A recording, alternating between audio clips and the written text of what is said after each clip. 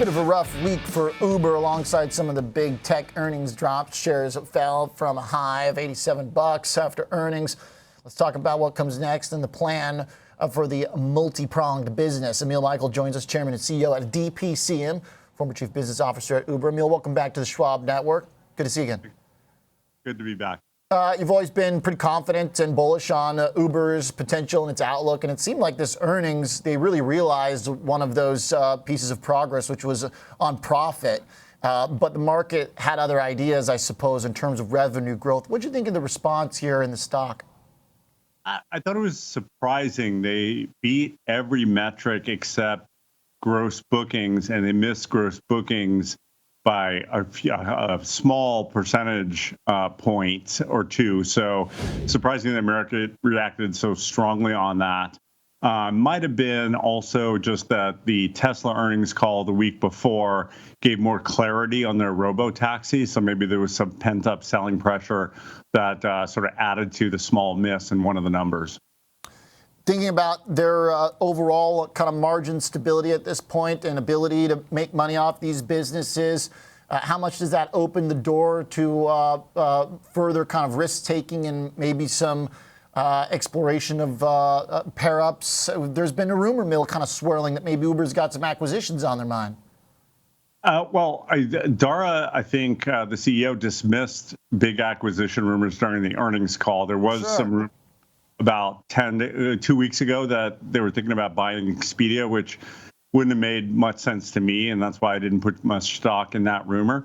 But from an antitrust standpoint, if you think about Instacart, which to me would be the logical big acquisition they ought to consider, the sort of environment for antitrust allowing something like that to happen in the antitrust department is pretty low right now. That could change after the election, who knows? And that might give them a fresh look in 2025. Yeah, somewhat of an understatement. I know you're being very tactical in your wording there, but okay, so that keeps the Expedia rumor maybe off the table for the moment. I like the idea of Instacart, though. What about competitively on ride sharing through robo-taxis, Waymo versus Uber versus Tesla? That seems like kind of the nearest venture frontier to think about, though. So take me through the way you're considering it.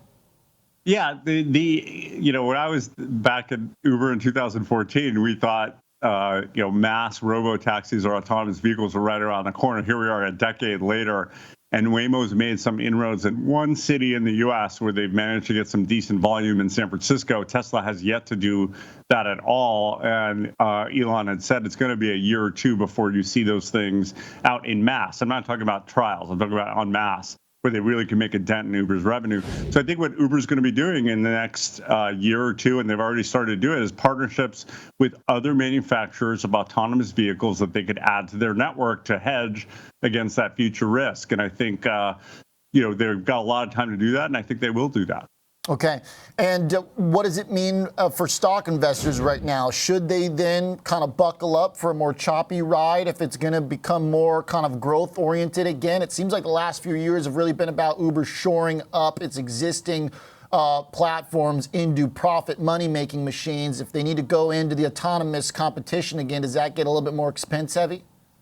I don't think they're going to be buying or developing with their own R&D autonomous vehicles. I think they're going to be partnering with them. So hopefully their balance sheet doesn't sort of turn the other way in terms of massive investments in actual vehicles.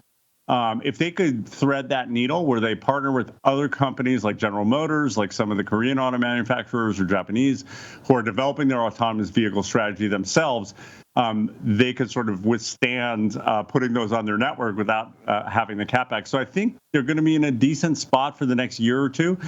I pick my head up at the end of next year and see where Tesla and Waymo are and make another judgment on the stock to see if there's rougher times ahead of that. Okay. So possibly a little bit of working together among these companies, it seems like, for the moment, until maybe the scale really gets there. I mean, it seems like you kind of have to have some degree of partnership with Waymo, who's out front. Yeah, and I think Uber announced that they do have a small partnership with Waymo going, so that's a good start.